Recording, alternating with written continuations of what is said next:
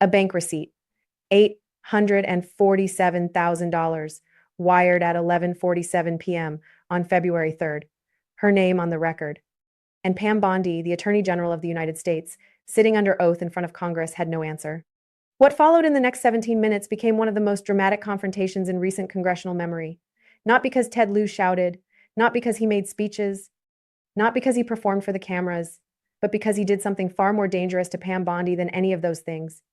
He brought receipts, actual receipts, one after another, document after document, number after number, and he laid them out on the table with the calm, methodical precision of exactly what he is, a former prosecutor from the United States Air Force Judge Advocate General's Corps, who spent years building cases on documents, timelines, and inconsistencies.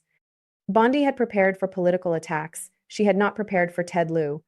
Let me walk you through exactly what happened, because the sequence matters, every single step of it. It started with the bank receipt. Lieu displayed it on the monitor behind the committee table. Routing number, timestamp, amount, $847,000. He explained that the routing number connected to this transfer had been flagged in a report generated by the FBI's Miami field office. The report included an FD 302 form, the Bureau's standard document for summarizing investigative interviews. 2 agents had prepared the filing. Both of those agents, Lieu noted quietly, were no longer with the Bureau. Then he delivered the line that stopped the room. The transfer cleared at 11:47 p.m., the same night your office logged communication with an individual appearing in documents tied to the Epstein investigation. Attorney General, are you saying that is a coincidence? Bondi glanced toward her legal counsel. She did not respond. The silence in that chamber was the kind that fills itself. Every camera in the room was already pointed at her face. Then Lieu introduced the second document. A privilege log, a legal record listing documents withheld from disclosure, 47 entries, each one carrying the same label, Code D. Lieu held the page up for the cameras. Code D does not exist in standard federal privilege classification. He turned to Bondi. What is Code D? No answer. After several seconds of silence, Lieu requested the document be entered into the congressional record. The motion passed. And then he did something that required no commentary at all. He pulled out a third document, a tweet written by Bondi herself 2 years earlier, and read it aloud. Her own words. On the record, any official who uses privilege designations to obstruct a federal investigation should face immediate criminal referral. He put the page down. He didn't say anything else. He didn't need to. The contrast was visible to every single person watching. The woman who publicly demanded transparency about privilege designations was now sitting in front of Congress behind a privilege log containing 47 entries under a classification code that doesn't legally exist. But Lieu wasn't finished, because the most important document was still coming. He returned to the financial records and introduced a new banking document. This one didn't show a single transfer. It showed a pattern. According to the transaction log presented during the hearing, that $847,000 hadn't moved in one wire. It had been divided, 18 smaller transactions, spread across 11 months. Every single payment below $10,000. And here is why that matters. Under federal banking regulations, any transaction above $10,000 must be automatically reported to authorities. Breaking large sums into smaller transfers specifically to stay below that threshold has a name. It is called structuring. It is a federal crime. Lieu let the number sit in the air. 18 payments, 11 months, total amount $847,000. Then he asked the question directly. Attorney General Bondi, who structured this account?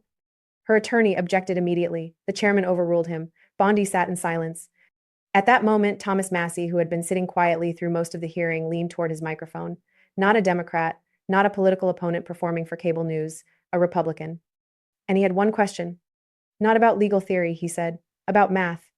18 payments below $10,000 each. Together they total exactly $847,000. He paused.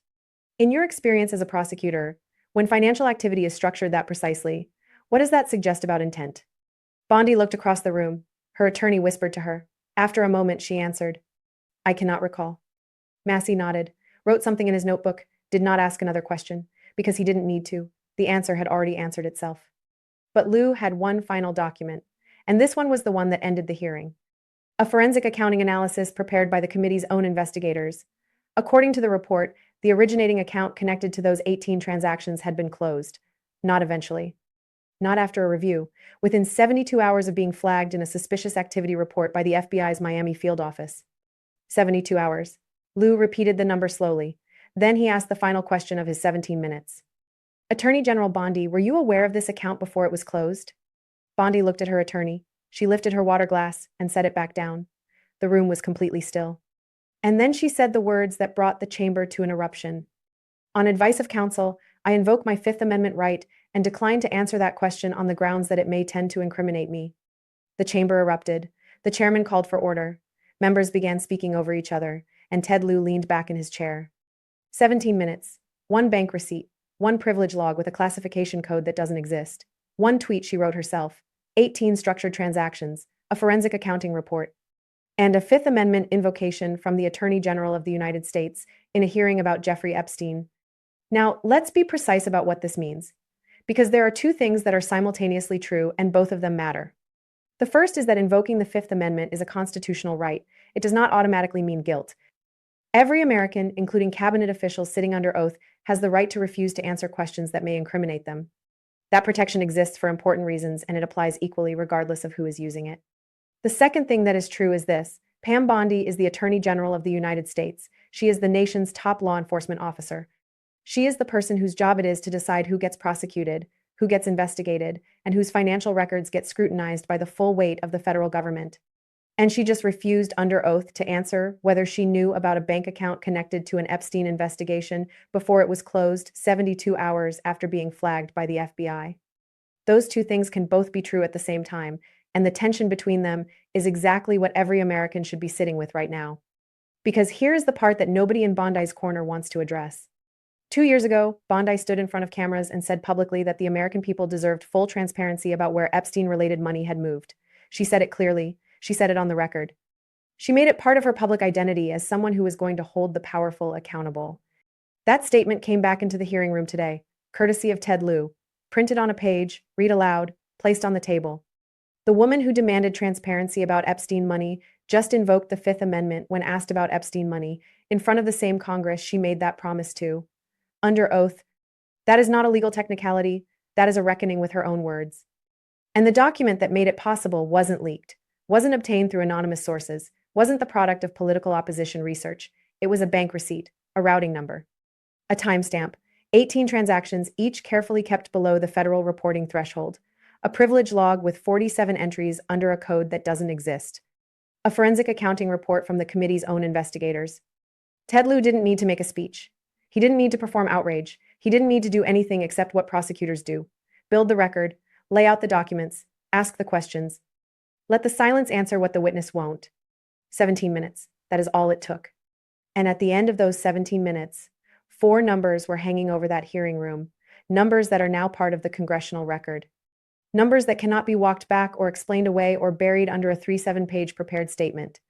$847,000, 18 transactions, 72 hours, and the Fifth Amendment. The Attorney General of the United States came to that hearing prepared for a political fight. She left it having invoked her constitutional right against self-incrimination in a hearing about Jeffrey Epstein. Ted Lieu came in with documents. He left with the record. And the question that nobody in Washington has answered, the one that is now sitting permanently in the congressional record, is the same question Lieu asked at the start of those 17 minutes. What exactly happened behind that $847,000 transfer? Subscribe, because this answer is not going away, and neither is Ted Lieu.